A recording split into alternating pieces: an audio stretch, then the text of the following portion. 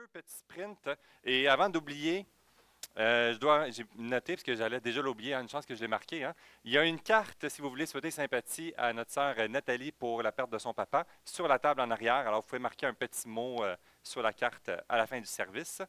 Et aujourd'hui, à travers la réunion annuelle, vous allez voir le service un peu plus raccourci. On va avoir une période de transition, est-ce qu'on peut quand même se saluer. Et on veut vous encourager, que tu sois membre ou pas membre, tu es le bienvenu. Membre, on vous demande fortement d'être présent. On a besoin d'avoir du quorum, puis il y a des sujets aussi importants qui vont être abordés. Mais si tu n'es pas membre, c'est intéressant de découvrir ce que Dieu est en train de faire dans l'Église, puis des sujets de prière aussi pour l'année qui vient. Aujourd'hui, on est dans la continuité du chapitre 9 et c'est un élément pivot. Je ne sais pas si on peut. Wow, génial, pas le temps de rien. Ah, Michel. C'est pas mal, bon. Alors, chapitre 9 est une période pivot. On l'a vu dans le chapitre 8. À travers les premiers chapitres qu'on a vus dans l'Évangile selon Marc, on découvre cette réalité assez brute et ça aurait pu être, certains disent, un peu plus fun d'avoir un peu plus de développement sur l'idée de pensée que Marc est en train de faire dans cet Évangile. Mais il y a une raison en arrière et il veut démontrer par l'évidence qui Jésus est. Et dans le chapitre 8, ça nous amène justement à travers Jésus qui pose cette question. Qui pensez-vous que je suis? Qui dit-on que je suis? Et là, ça va dans toutes les directions. Et Pierre dit, ah, mais tu es le Christ. Et là, cette idée de Messie qui s'en vient, puis une excitation. Et il y a une forme de réprimande qui dit justement de clarifier cette pensée-là. Et le chapitre 9 va nous amener à saisir qu'est-ce que ça représente concrètement que Jésus soit le Messie. Que Jésus soit bel et bien Dieu, dans toute sa divinité, dans toute sa royauté. Il va venir fusionner deux éléments qui nous semblent contradictoires afin de mettre notre compréhension de qui il est réellement et qu'est-ce que ça impacte dans notre vie au quotidien. On va découvrir dans le chapitre 9 que Jésus va nous amener à travers, dès le début de ce chapitre, dans l'émerveillement de la grandeur, de la beauté de l'œuvre de Jésus. Et vous savez, quand on parle de témoignage ou de baptême, hein, on entend souvent parler qu'il y a des périodes incroyables, que certains se mettent même à danser dans la maison lorsqu'ils saisissent l'Évangile. Moi, je n'ai pas dansé, mais on a tous des expressions différentes. Et dans ces émerveillements, dans ce zèle même, eh bien, des fois, on a l'impression qu'on va toujours vivre dans cette période-là incroyable. Et le chapitre 9 nous démontre la beauté et la grandeur, mais aussi va nous montrer qu'il y a des périodes aussi de désert, de vallée. Et c'est souvent qu'on est dans cette vallée qu'on se remet tout en question. Voyons, tout ce que j'ai vécu en arrière, comment se fait-il que je ne te vois plus aujourd'hui dans ce que je vis? Pourquoi j'ai les doutes? Pourquoi je retombe dans le passé, dans mon découragement, dans mon péché, comme le chien qui va remanger son vomi? Cette réalité qui peut nous amener à tout remettre en question et perdre, plus avoir envie de danser du tout. Là. Et ce chemin qui va nous amener au chapitre 9 est un encouragement afin de pouvoir continuer à avancer dans le chemin que Jésus a déjà pris au-devant de nous. On voit ici, dans cette section, dès le début des versets, dans le chapitre 9, les versets 1 à 3, qui nous dit « Il leur dit encore, je vous le dis, en vérité, quelques-uns de ceux qui sont ici ne mourront point, qu'ils n'aient vu le royaume de Dieu venir avec puissance. » Ce verset est directement relié au chapitre 8 dans la question de qui dit-on? Qui dit-on que je suis? Mais là, dans les versets 31 à 38, est comme la section qui le connecte. Il est en train de dire quelque chose que certains vont être témoins, mais que ce n'est pas tout le monde va être témoin. Et c'est cette section qui continue dans le verset 2 et 3 qui nous amène à vivre 6 jours après. Jésus prit avec lui Pierre, Jacques et Jean, et les conduisit seuls à l'écart sur la haute montagne. Il fut transfiguré devant eux. Ses vêtements devinrent resplendissants et d'une telle blancheur qu'il n'est pas de foulon sur la terre qui puisse blanchir ainsi. Aucun bleach ne peut le rendre aussi blanc que ça. Cette réalité que nous découvrons dans ce premier point, dans ce premier élément de la transfiguration de Christ, est un point qui est important, qui est majeur. Et ici, ce qui nous amène à venir découvrir dans ces fondements-là et de ne pas se laisser distraire ni dans les pièges, c'est que c'est Jésus qui est celui qui te donne la force d'avancer. Et à travers qui je suis, Jésus, il nous amène 6 jours plus tard devant certaines personnes à faire vivre ce moment-là. Et il va nous expliquer à travers son propre vécu, dans la façon qu'il va le vivre, notre compréhension que notre force, notre puissance ne peut venir que de lui. Et souvent, quand je suis dans un high, je me sens puissant. Quand j'ai vécu quelque chose d'incroyable, je sens que je peux déplacer les montagnes, que rien ne va m'arriver. Et là, je cours la tête première, puis je me pète la face, droit dans un mur. Et là, je remets tout en question. C'est un peu ce que les disciples vont vivre, parce qu'ils n'avaient pas compris cette section-là de ce qui vient de se passer. Dans cette section, ce qu'on découvre, c'est que Jésus est bel et bien l'autorité finale. Dans ce moment qui est très important, dans cette forme ici qu'on découvre de transfiguration, on voit que dans le haut de la montagne, Jésus est avec qui? Est avec Moïse et Élie. Dans la présence de Moïse qui reflète la loi, et Élie les prophètes. La sainteté, la perfection qui ont été appelés à travers l'accomplissement sans défaut de la loi, et tout ce qui est la révélation de ce qu'on a besoin de savoir qui a été transmis par les prophètes, dont Élie en est comme l'ambassadeur. On découvre dans ce point tournant cette réalité de ce croisement de la loi et de la prophétie de ce qui devait venir s'accomplit à travers l'histoire de Jésus. C'est un point qui est majeur ici dans ce symbole qui nous démontre qu'à travers Jésus, nous avons l'accomplissement parfait de la loi et l'accomplissement parfait de tout ce qui a été prophétisé. Tout ce qui devait arriver, tout ce que nous devions savoir a été transmis et à travers l'autorité que Jésus a lui-même. C'est intéressant qu'ici, on voit cette mention de haute montagne et une référence qu'on voit que Moïse a reçu la révélation. Et il va redescendre avec les tablettes. Il a reçu quelque chose de Dieu afin de transmettre au peuple la loi. Élie va recevoir, lui, les révélations qui viennent de Dieu et pouvoir les transmettre au peuple de Dieu. Ce que nous découvrons ici, c'est quelque chose de fondamentalement différent. Jésus n'a pas reçu quelque chose afin de transmettre. Il est l'élément qui transmet aux autres. La transfiguration, on parle d'une transformation ici dans le contexte de Jésus qui vient de lui, de l'intérieur de sa personne, de sa divinité, qui se manifeste et rend visible de l'extérieur. C'est l'identité de Christ qui rend parfaitement visible, qui s'expérimente, on voit le blanc éclatant, la lumière, n'est que la révélation de qui Jésus est. C'est un élément majeur parce que l'homme a toujours reçu une révélation de Dieu. Et ici, ce qu'on est en train de dire, c'est que ça vient de Jésus même. Il est l'autorité finale. Il redescend de la montagne avec rien de nouveau. Il redescend en étant lui-même. Il est l'autorité pour nos vies. Il est l'autorité pour nos vies et c'est lui que nous devons suivre. Nous sommes appelés à l'écouter. Et c'est pour ça que dans ce chapitre, ce qui est tellement intéressant, c'est que dans ce qui se vit ici, il essaie de comprendre ce qui se passe et tout ça. Mais là, verset 7, une nuée vint le couvrir et de la nuée sortit une voix.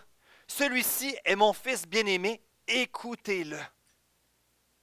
Cette autorité que Jésus a, non seulement dans son identité, mais dans la direction qu'il va accomplir pour sa vie et de ce qu'il va nous amener à vouloir le suivre aussi. Est-ce que je suis prêt à le suivre en reconnaissant qui Jésus est pour ma vie? Est-ce que je suis prêt à le suivre autant dans les « aïe » que je suis en train de danser dans la maison que dans les vallées puis que je ne comprends pas, mais tout ce que je sais, c'est que là, ça fait mal. Jésus est digne à ce qu'on le suive en toutes circonstances. L'aspect ici qu'on découvre, qui est intéressant, c'est qu'est-ce que ça nous donne envie? Ça nous donne envie de vouloir juste rester auprès de lui, de vouloir s'attacher avec une chaîne et dire « Seigneur Jésus, ne t'enlève pas, ne pars pas. » Les disciples ne comprennent pas trop ce qui se passe. Ils disent « On va mettre des tentes, puis on va rester ici. » Puis ce n'était pas le but. Le but n'est pas rester là, c'est de démontrer l'autorité, la grandeur de l'œuvre de Christ, puis il va nous pointer vers où il s'en va. La gloire de Christ qui se manifeste dans cette œuvre de grâce à travers la nouvelle naissance, puis qu'on est émerveillé par cette bonne nouvelle, on aurait envie de juste, certains diraient même, on va tous mettre nos priorités pour l'Église et on va vivre ce bien-être ensemble et s'isoler de toute source qui pourrait altérer notre bien-être. Puis ce que Jésus dit ici, là, c'est on va redescendre en bas.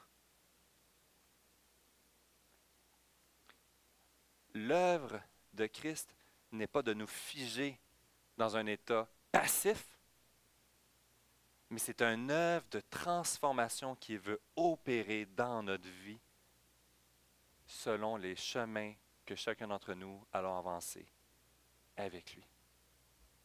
Ce qui est intéressant, l'œuvre de la transfiguration, on parle d'une transformation.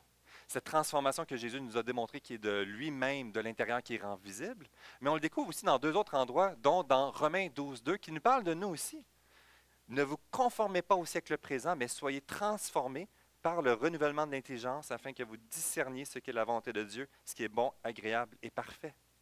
On est appelé à expérimenter une transformation, mais cette fois-ci qui ne vient pas par nous-mêmes, qui vient par l'Esprit de Dieu.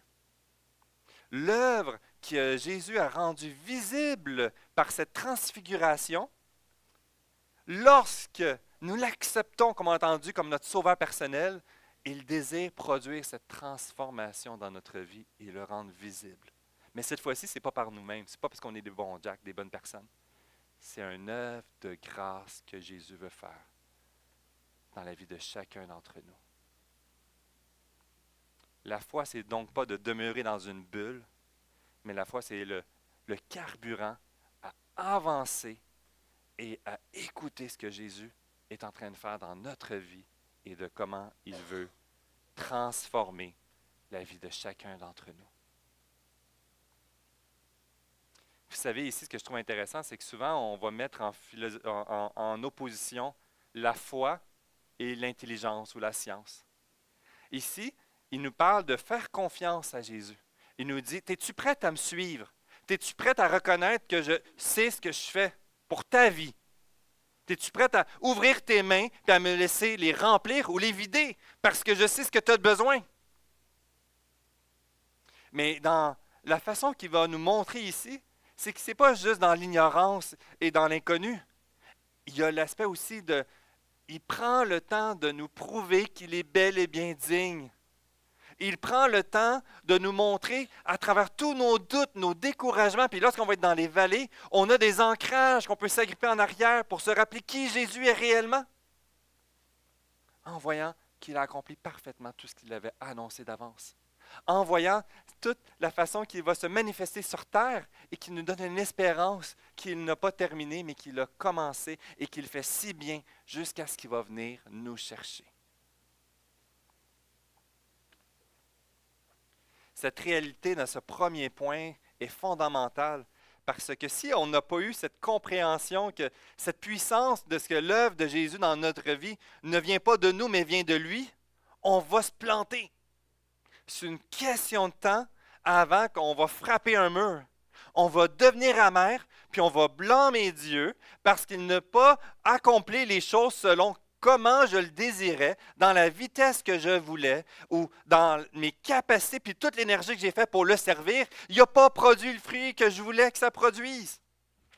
Quand je veux être critiqué, puis que je veux vivre l'échec, puis que c'est la souffrance au lieu de la victoire, là, je veux dire, Dieu, tu n'existes pas. Tandis que mon regard est à mauvaise place. Le danger de regarder sur ce que je veux produire et non de ce que Dieu est en train de produire dans ma vie.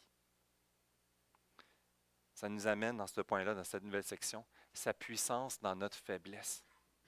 Il y a de quoi de très dérangeant Parce qu'il y a plein de contradictions dans le plan de Dieu. Parce que pour nous, là, la puissance est dans la victoire. La puissance est dans l'effort qui produit des résultats. Puis Jésus est en train de nous amener dans cette section à la souffrance et à la mort. Il y a un non-sens. Les disciples ne comprennent pas ça. Et dans notre propre vie, on le dit souvent, on ne veut pas souffrir. On veut sentir la présence de Dieu dans chaque moment. Mais c'est quand je ne le sens pas, dans des périodes de doute, que là, je suis éprouvé et que là, ma foi se révèle. Est-ce que je suis prêt à faire confiance en Dieu, même s'il n'est pas en train de se manifester comme j'aimerais qu'il se manifeste? On a toutes des périodes de haute intensité qu'on a vécues avec Jésus, dans des moments différents. Puis si tu ne l'as pas eu, mais cherche la face de Dieu, demande-lui, Seigneur, manifeste-toi dans ma vie. Je veux te voir tel que tu es. Ici, ce qu'on découvre, la grandeur selon Dieu, c'est l'opposé de la grandeur selon l'homme. Et les disciples, dans l'un des pièges qui sont tombés, c'est dans cette réalité d'autosuffisance. Je sers Dieu par mes capacités. Je sers Dieu dans la façon qui me semble être la meilleure façon de le servir. Je vis ma vie chrétienne peut-être en comparant la moralité de ma vie en fonction de l'immoralité autour de moi. Et je veux que les autres avancent dans la même vitesse à moi. Je vois l'Église en fonction de ce que je suis prêt à donner à l'Église. Vous savez, lorsque dans mon premier ministère, on m'a demandé lorsque j'étais en transition, on m'a demandé de former de la relève. J'ai passé 1 an à former une relève, l'ADN, tout le fonctionnement de faire des disciples, des cours, quoi que ce soit. C'était une équipe qu'on suivait 100 jeunes dans un groupe d'ados. Et non, là c'est dans l'autre, 100 adultes dans ce côté-là. Il y avait les ados aussi de l'autre côté. Mais après 1 an, je laisse les clés de ce ministère-là avec une forme de fierté. Puis vous savez quoi? Qu'est-ce qui est arrivé 2 mois après? La personne, finalement, ça ne l'intéressait pas. Elle a relâché cette responsabilité de ministère. Une nouvelle équipe arrive, et ils mettent tout d'invidence, je lui repars à zéro. Mon orgueil en a pris un coup parce que j'étais convaincu que ma façon de faire était la meilleure façon de faire. Et c'est tellement dérangeant quand quelqu'un le fait quelque chose différemment, puis que je vois que finalement, ce n'est pas aussi efficace.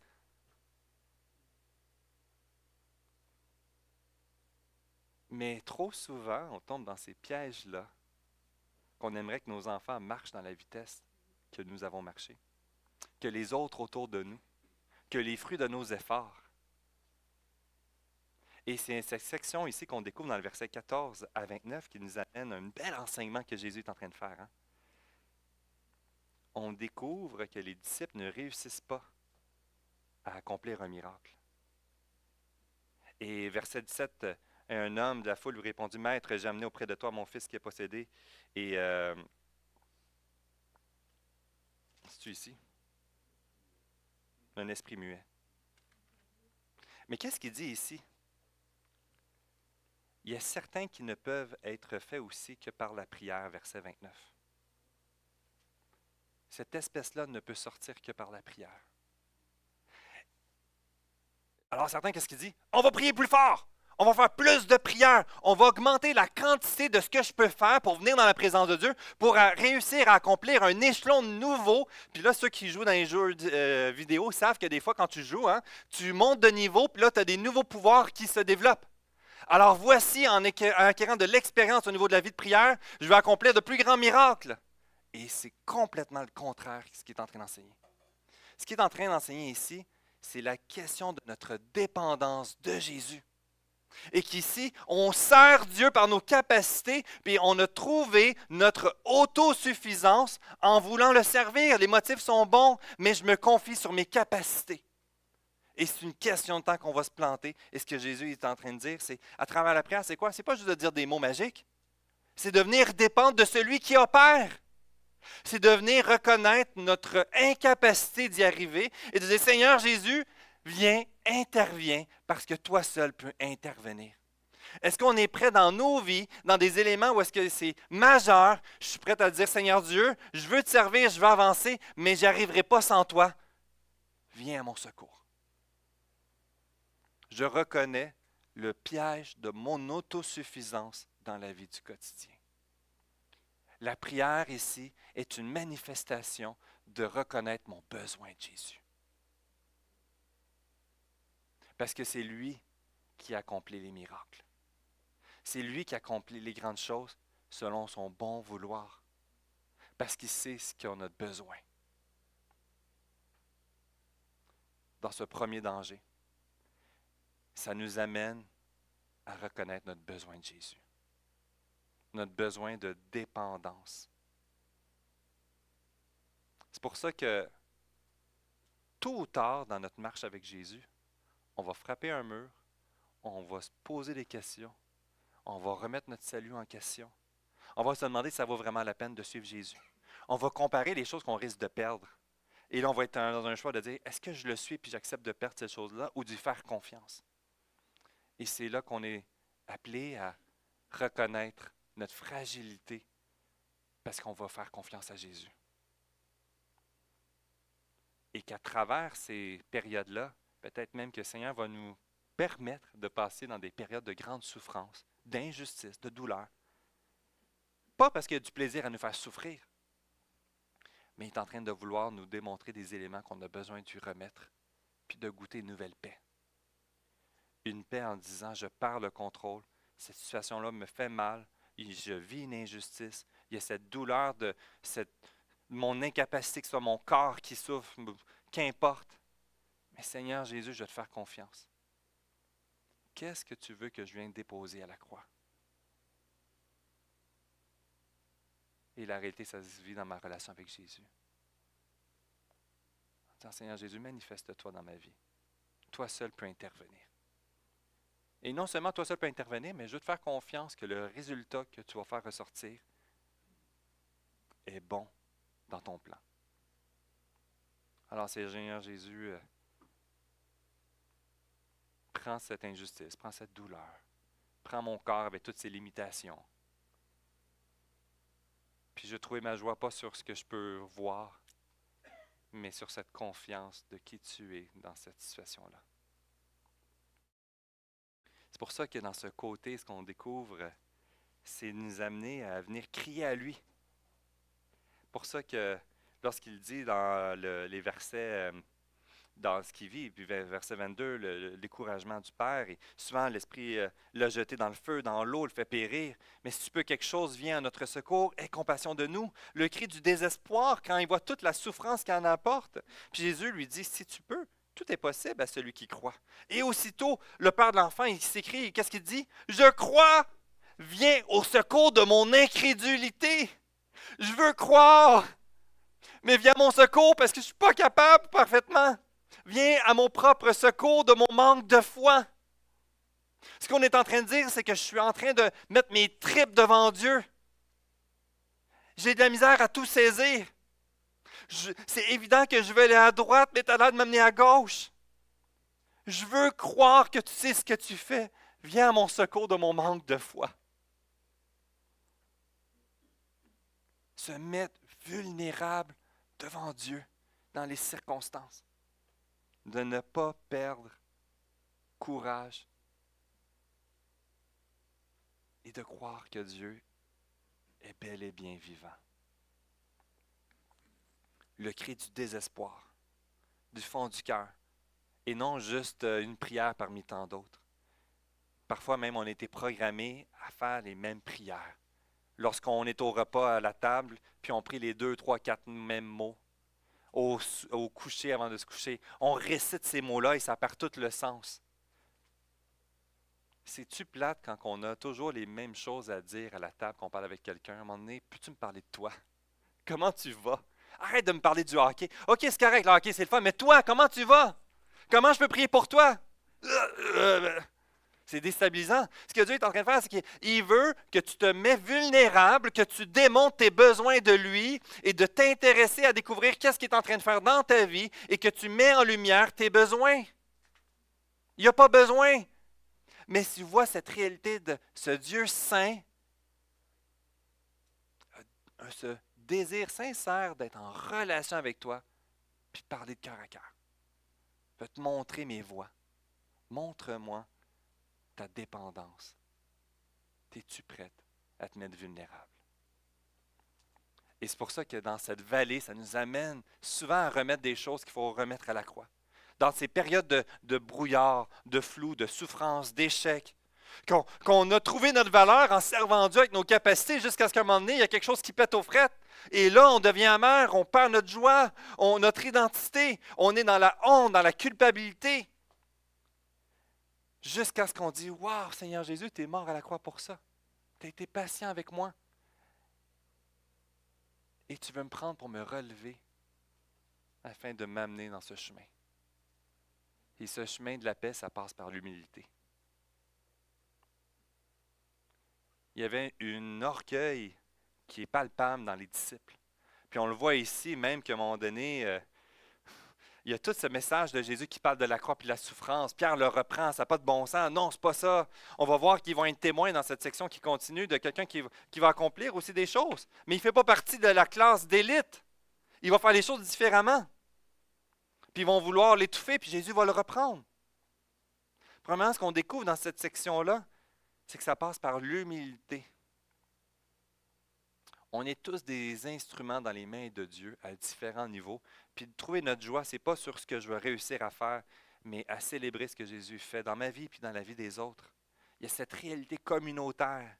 Ensemble, une famille, comme on l'a dit dans le témoignage, dans le plan de Dieu, c'est de nous réunir puis vivre l'Église. Parce qu'au ciel, on va vivre parfaitement l'Église. Puis en attendant, eh bien, tout démontre que ça va péter.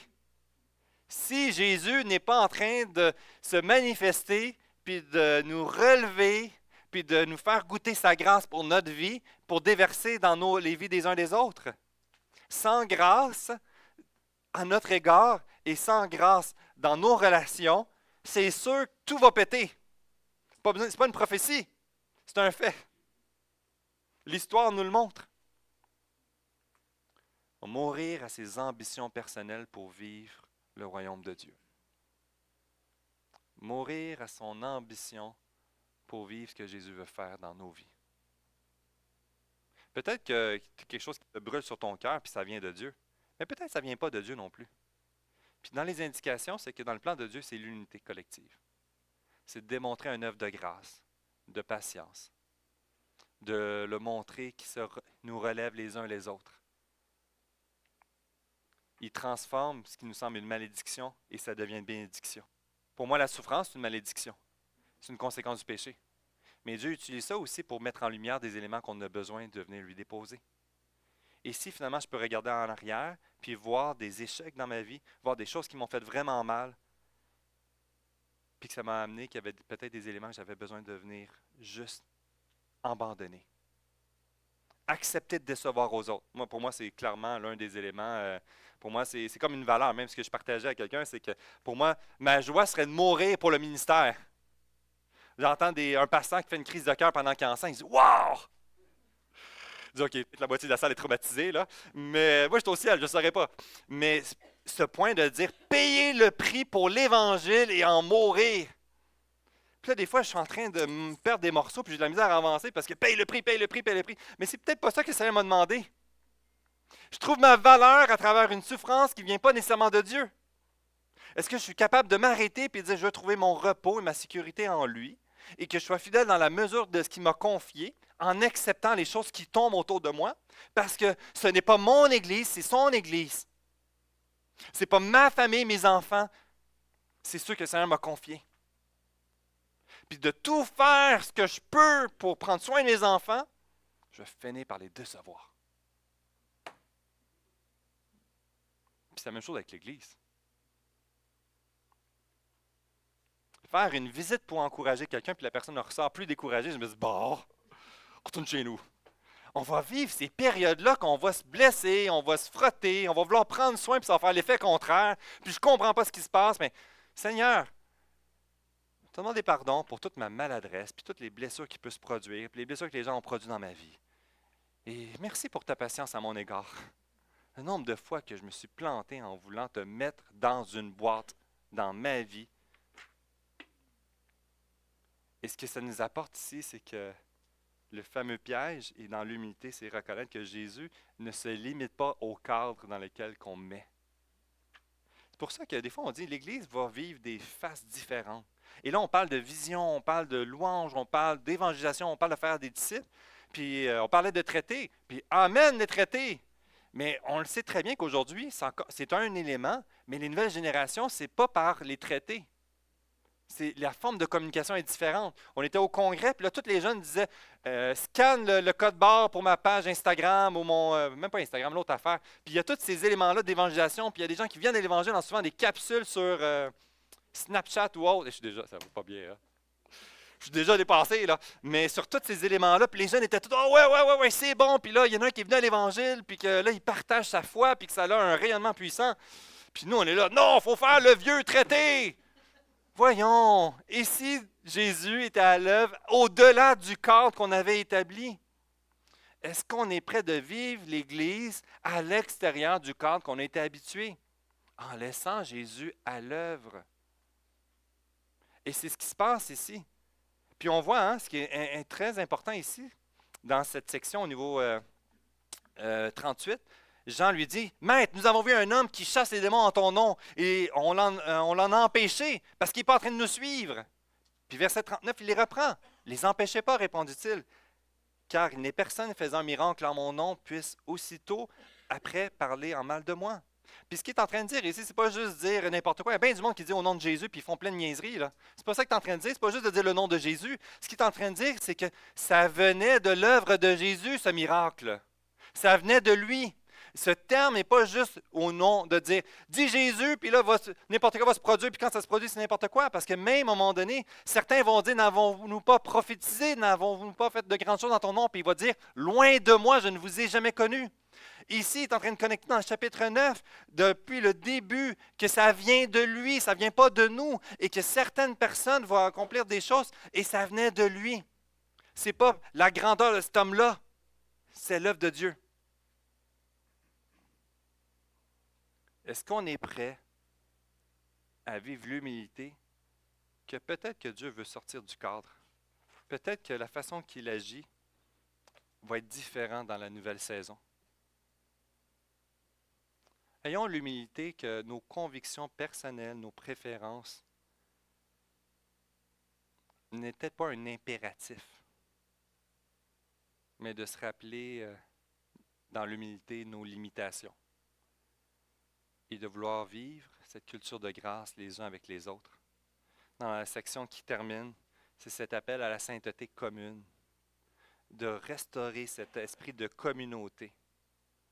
Pas de grandeur, puis de domination, puis d'écraser, puis d'imposer, mais c'est cherche l'œuvre de Christ dans ta vie, dans l'humilité, dans cet esprit de service les uns avec les autres. Ce n'est pas une question de rang. Qui est meilleur? Qui a fait la plus grande chose? Moi, j'ai 30 années de vie chrétienne, moi j'en ai 50, mais on va avoir des choses à apprendre d'un jeune qui a 6 mois de vie chrétienne. On est-tu prêt à reconnaître ça? Ce n'est pas une question d'âge, ce n'est pas une question de diplôme. Vous savez, moi, après mon bac, il y a toujours un examen qui se fait, puis c'est la conclusion de mon évaluation, c'est que je ne sais pas grand-chose.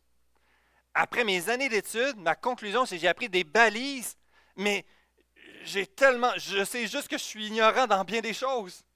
Et encore aujourd'hui, même ma prédication aujourd'hui, mais arrêtez, je l'ai faite pour moi. Je réalise qu'il y a tellement de choses que le Saint-Esprit veut m'amener dans ma vie à remettre en lumière. Et c'est cette culture, pas de comparaison, de voici les anciens, les diacres, les ci. Non, on est des disciples rachetés par le sang de Christ. Notre valeur n'est pas sur ce qu'on fait, n'est pas sur ce que les autres pensent de nous, n'est pas sur la puissance du sacrifice d'avoir payé le prix pour l'Évangile, mais c'est sur une œuvre de grâce de Jésus. Seul. Est-ce qu'on est prêt des fois à ralentir la course pour être fidèle dans la vitesse que Dieu nous a confiée, pour arrêter de foncer sur tous les murs comme Pierre? Puis m'emmener de dire, OK Seigneur, qu'est-ce que tu veux montrer dans ma vie? Est-ce qu'on est prêt, lorsqu'on est dans la honte parce qu'on s'est planté, de se laisser relever par Dieu pour redécouvrir la joie qui vient de lui, en laissant tomber les mensonges que l'ennemi veut nourrir? En conclusion, il n'y aura pas de chant à la fin Dans cette section, ce qu'on découvre, c'est que c'est Jésus qui est celui qui, sur la montagne, s'élève. C'est lui qui s'élève, c'est lui qui est l'autorité finale. C'est lui que sa gloire se manifeste. C'est pas une émotion de quoi figer dans le temps. Voici, je suis venu à l'Évangile puis c'est terminé. Le wow de l'Évangile, la nouvelle naissance, est le gaz pour nous faire avancer et lui laisser la place qui lui revient au jour le jour. C'est notre gaz pour des périodes dans les vallées. Puis dans la vallée, c'est lui qui va venir nous relever. Est-ce qu'on est prêt à se laisser relever lorsque j'ai touché le fond, lorsque j'ai perdu ma joie, lorsque l'amertume a pris le dessus, lorsque mes fruits, en essayant tout ce que je peux, ne produisent pas, dire, OK Seigneur, je te laisse la place qui te revient. Afin de découvrir le chemin, en reconnaissant que c'est lui qui ouvre le chemin. Que c'est lui qui l'ouvre et chapitre 9 nous amène vers quoi? Vers le chemin de la souffrance et de la croix. Puis il dit, suis-moi, et ça va t'amener à mettre en mort des choses qui ont trop de valeur et de me laisser la place qui revient à Christ dans la vie de chacun d'entre nous. La destination, c'est la destination de la paix. C'est la destination du refuge, de la joie, de l'absence de toute douleur. Mais le chemin qui nous amène là, il y a un élément de souffrance. Est-ce qu'on est prêt à faire confiance que ça vaut la peine de le suivre jusqu'à la fin? Jésus nous fait monter sur la montagne pour nous montrer sa grandeur. Il nous fait descendre dans la vallée pour nous montrer notre faiblesse. Et il nous assoit à la table pour nous montrer notre mission. Être le sel de la terre à travers l'humilité. Prions. Seigneur Jésus, merci pour cette œuvre de grâce que tu as accomplie dans la vie de chacun d'entre nous. Merci pour qui tu es. Merci pour cette œuvre que tu as transmise, qu'on a encore dans les Écritures, dans la propre vie de chacun d'entre nous. Je suis pas mal sûr que chacun d'entre nous, on a une histoire d'amertume, de vallée quelque part, puis peut-être que ça nous suit. Ma prière, c'est qu'on puisse se laisser relever par toi, de découvrir quelque chose de bien meilleur de ce qu'on peut imaginer. Quelle joie de te servir, pas sous le fardeau de la culpabilité et du sens du devoir. Quelle joie de reconnaître que peut-être mon plan n'est pas le meilleur, mais de trouver ma joie en toi. De découvrir ce que tu veux faire manifester dans la vie de chacun d'entre nous. Merci pour cette Église, pour tout ce que tu as fait dans les dernières années. Merci aussi pour les nouveautés et les choses qui vont se manifester. Merci même pour les plans qui ne sont pas mes plans, puis que je suis convaincu qu'on devrait aller à telle vitesse, faire telle chose. Mais ce qui est important, ce n'est pas moi, ce n'est pas ce que je pense, c'est ce que tu fais. Seigneur, prends la première place dans notre vie. Viens nous relever et nous accompagner une journée à la fois. Seigneur Jésus, à quel point tu es bon. Merci. Amen. Amen. Eh bien, ce matin, vous allez voir, le service est un peu différent, donc il n'y aura pas de chant. On va commencer.